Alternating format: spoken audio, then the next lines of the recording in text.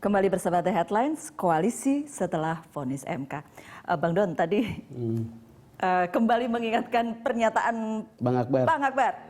Esok masih bisa berubah, memang dunia memang selalu akan berubah ya Bang Akbar, apalagi di politik. Iya, jadi betul. Apa yang kemudian Golkar mau lakukan? Maksudnya ke depan? Kalau ke depan kami tetap untuk melanjutkan apa yang telah kami rintis melalui satu koalisi, di mana kami maksudnya tetap di koalisi Merah Putih. Betul, 5 tahun. Koalisi 5 tahun dan kemudian itu nggak ada yang berubah itu Pak Akbar? Kenapa? Nggak ada yang berubah itu berarti? Ya, berubah itu artinya bahwa kami sekarang berada di luar pemerintah. Jadi itu kan sebetulnya satu pembelajaran politik yang baik, bahwa tidak semua partai-partai politik yang katakanlah partai politik besar selalu obsesinya hanya ada dalam pemerintah, hanya dalam kekuasaan. Suatu waktu kan bisa juga ada di luar pemerintah dan bisa tetap memberikan kontribusi bagi pembangunan bangsa kita dalam posisi kita dalam luar pemerintah. Paling tidak memperkuat sistem kita check and balance. Cuma kemarin ini beritanya adalah di dalam tubuh Golkar sendiri punya masalah. Menarik sebetulnya penjelasan Bang Akbar. Kalau ini akan konsisten, maka ini adalah pertama dan baru. Dan saya tidak heran kalau Bang Akbar melakukan itu. Saya kira beliau adalah orang yang pernah bersusah-susah dengan Partai Golkar pada waktu reformasi. Pada waktu susah saya ingat juga, ya? Kita masih di sebuah TV, kampanye Bang Akbar di Pasar Senen dikejar-kejar. Betul. Jadi saya tahu kira-kira. Makanya tapi menjadi pertanyaan karena ini baru dan Golkar belum pernah berada di luar. Ini menjadi menarik karena kemudian yang terjadi kan begini Bang.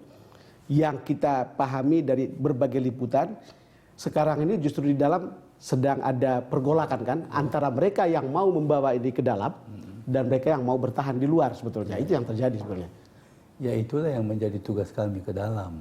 Itu akan kami lakukan, tentu meyakinkan rekan-rekan kami bahwa kita tidak selalu ada dalam pemerintahan, kita juga harus bisa siap di luar pemerintahan. Apa bedanya dengan 2004 yang Kenapa? dulu? Apa bedanya dengan kasus 2004? Kasus 2004 itu jelas bahwa kami pada waktu itu kan memang menang pemilu, ya. Tapi sebagai DPR, tapi sebagai Pilpres kami tidak menang. Tapi kami sebagai DPR menang. Kebetulan yang menjadi pemenang waktu itu adalah pasangan Pak SBY dengan Pak JK. Sekarang Pak Jokowi dengan rupanya Pak JK. juga tertarik bahwa ini ada Golkar menang, ada yang kemudian mengajak beliau menjadi ketua umum Golkar. Wah, ini peluang dapat ini. Yang namanya pengusaha. Ada peluang, kenapa tidak? Iya kan, maka dia dapat satu basis politik yang kuat. Dia tidak perlu kerja keras. Dia tidak perlu memperjuangkan yang berdarah-darah, itu kan kami-kami. Pak JK kan tidak berdarah. Pak Akbar dengan yang sekarang begitu? Apa bedanya dengan yang sekarang? Sekarang posisinya ini sama-sama pengusaha juga ini malahan. Ya, kami yang bedanya sekarang, saya tidak melihat orang per orang. Saya melihat dari sistem dan dari segi waktu. Bedanya sekarang adalah kami mempunyai kesepakatan memberikan dukungan kepada pasangan Prabowo Hatta. Dan itu menjadi kesepakatan partai. Kenapa? Kalau Munas ketuanya berubah, ketua umumnya berubah, bergeser, apa nggak mungkin? Saya jujur saja sebagai wartawan agak meragukan konsistensi Golkar seperti ini. 2004 dulu seperti itu juga kan. Setelah ganti ketua umum, bergeser lagi. Saya khawatir ini juga akan terjadi. Ya itu yang harus kami lakukan. Tadi kan saya sudah katakan itu tugas kami untuk membangun satu paradigma bahwa Golkar itu tidak harus selalu ada dalam pemerintahan, juga harus siap di luar pemerintahan. Dalam konteks kekinian hari ini, saya dan saudara Abu Rizal Bakri kami sudah sepakat kita harus juga siap berada di luar pemerintahan.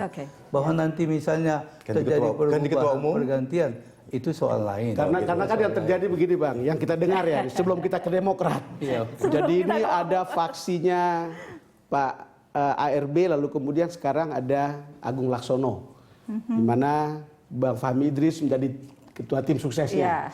Dan yang menarik begini Bang, kalau dulu tahun 2004 saya ingat persis. Ada juga sekarang kan Pak JK, Pak Hidayat, Pak Muhammad Hidayat. Yang menarik sekarang ini kan sudah pasti wakil presidennya adalah JK yang adalah orang Golkar.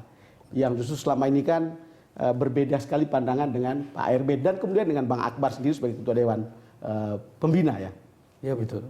Dewan pertimbangan. Jadi itu yang kita katakan adalah setelah ada Yusuf Kala di dalam, ini gerbong ini gampang juga ditarik ke dalam kan. Sementara Bang Akbar kan saya setuju. Coba kita lihat Golkar ada di luar kan lebih bagus sebetulnya. Ya Pak Yusuf Kala memang Golkar secara formal, historis juga Tapi dalam konteks pemilu 2014 dia tidak pernah memposisikan diri sebagai tokoh Golkar. Dia merasa bahkan berusaha agak menjauh dari Golkar supaya mungkin bisa lebih akseptabel. Mungkin lebih akseptabel sehingga dia tidak begitu mendekat. Tetapi sekarang tentu saja ada orang-orang Golkar menggunakan peluang ini tentu berusaha, kenapa tidak kan Pak JK Golkar. Walaupun dia waktu itu tidak memposisikan diri sebagai tokoh Golkar dalam konteks dia sebagai wapres.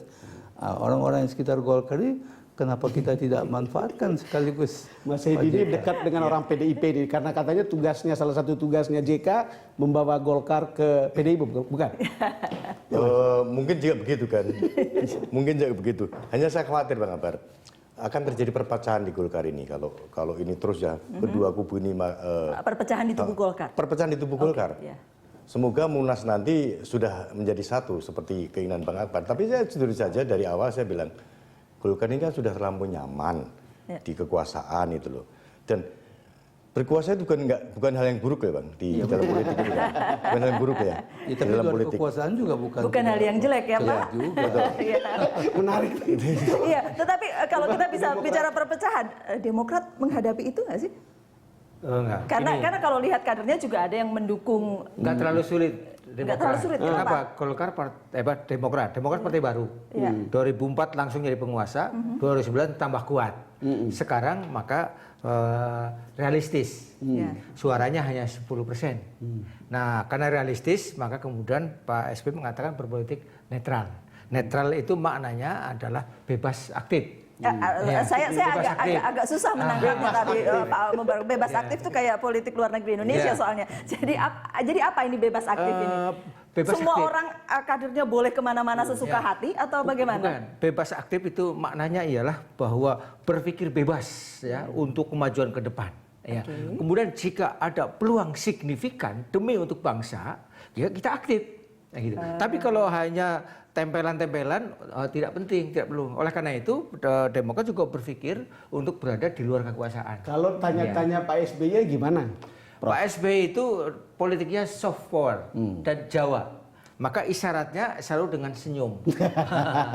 Seperti dari awal bahwa netral. Tapi Pak SBY memberi ruang ya, kepada orang untuk... Sebab yang terdengar begini Prof. Kalau Golkar susah, katakan Bang Akbar berhasil membawa dia ada di luar begitu, peluang yang paling besar untuk masuk ke dalam itu adalah Demokrat. Kira-kira begitu sekarang. Belum lama saya juga dengar bahwa beliau juga mengatakan bahwa Demokrat ini juga akan diposisikan juga menjadi kekuatan penyeimbang. Jadi kalau menjadi kekuatan penyeimbang kan sebetulnya semangatnya juga di luar pemerintahan. Saya pikir bagus itu. Dan yang dihindari ialah sikap oportunis. Ya. Oportunis paling tidak disukai oleh Pak SBY. Ya, oleh karena itu lebih memilih kekuatan penyeimbang. Ya. Tapi kalau melihat Demokrat kemarin misalnya di acara jumpa pers nggak ada. Kemudian di waktu demo kemarin juga benderanya awalnya ada tapi hilang gitu kan. Saya membaca ini sebagai upaya juga makin mendekat ke pemerintahan juga Pak itu. Enggak juga. Ya. Sama kita baca sebagai apa seperti itu? Waktu deklarasi, waktu pembentukan koalisi hanya mengirimkan ketua DPD DKI Jakarta. Iya, gitu ya. Karena orang juga mungkin bisa membacanya sebagai ini tidak terlalu berani untuk mengatakan ya. Nah, jadi memang tidak hitam putih kata Pak Akbar, tetapi kan ini orang juga membaca ini ragu-ragu. Kalau dilihat begini, kira-kira pesannya begini. Kesana belum terlalu jelas, di sini juga tidak jelas, begitu kira-kira. Kan ini posisi Demokrat ya. Apakah itu yang diterjemahkan sebagai bebas aktif? Tapi kan isyarat itu mestinya kan misalnya kalau ada di luar pemerintahan, Bang Akbar pasti bisa punya feeling politik kan, jam terbang yang luar biasa bisa, ini kesini nih, kira-kira begitu. Tapi apa iya Pak JK, saya ulangi, Pak SBY dengan PDIP juga bisa dekat. Ya itu betul. Apakah chemistry antara dua tokoh ini bisa dibangun? Kecuali kalau kemarin Bu Mega hadir di istana. Iya, sudah bertahun-tahun soalnya memang tidak hadir gitu. Tapi mungkin juga Pak, mungkin ada perekat lain kan sekarang kan. Ada perekat presiden terpilih. Mungkin juga akan bisa dekat Pak. Katanya saya ngutip Bang Akbar saja. Politik itu tidak ada yang tidak mungkin, semuanya sangat mungkin begitu kan. Gitu. Kan tidak ada yang tidak ada yang pasti gitu tidak kan. Ada yang pasti. Bisa saja hari gitu ini ya. A besok B begitu kan. Tidak pernah ideal. Betul. Tidak pernah ideal betul. Jadi kalau kita berpolitik nyari yang ideal, termasuk putusan MK juga enggak. nggak dapat idealnya begitu. Oh, enggak. Tapi itu hukum. Tetapi itu hukum. Betapapun nggak ideal harus dipatuhi. Oh, Tapi siap. khusus mengenai PDIP dengan Pak SBY, yang menarik juga adalah pada waktu 2009 pemenangnya kan Demokrat. PDIP kan bukan pemenang. Tapi kan yang menjadi ketua MPR-nya kan Pak Taufik Kimas. Ini yang mau saya bilang Bang Akbar. Kalau itu kemudian terjadi bagaimana? Ada cerita Pak Akbar seperti itu. senyum langsung soalnya. Tapi kan waktu itu ada Pak Taufik Kimas. Itu. Sekarang kan PDIP nggak punya Taufik Kimas. Yang saya dengar begini, kan Sekarang ada ada Jokowi, Jokowi di Pak. sana.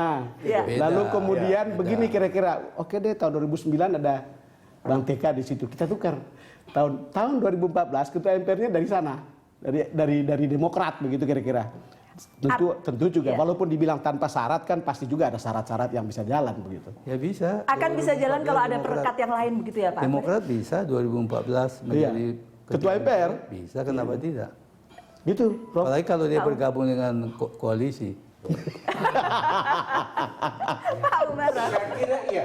Dengan dukungan koalisi Merah Putih sangat mungkin. menjadi gitu. ketua MPR. Pak, ini akan jadi menarik ya, dideliver sama koalisi, kemudian dideliver juga sama oposisi. Iya. Jadi menarik itu kalau kejadian begitu gimana Bang? Nah, baru setelah itu baru pinter ya.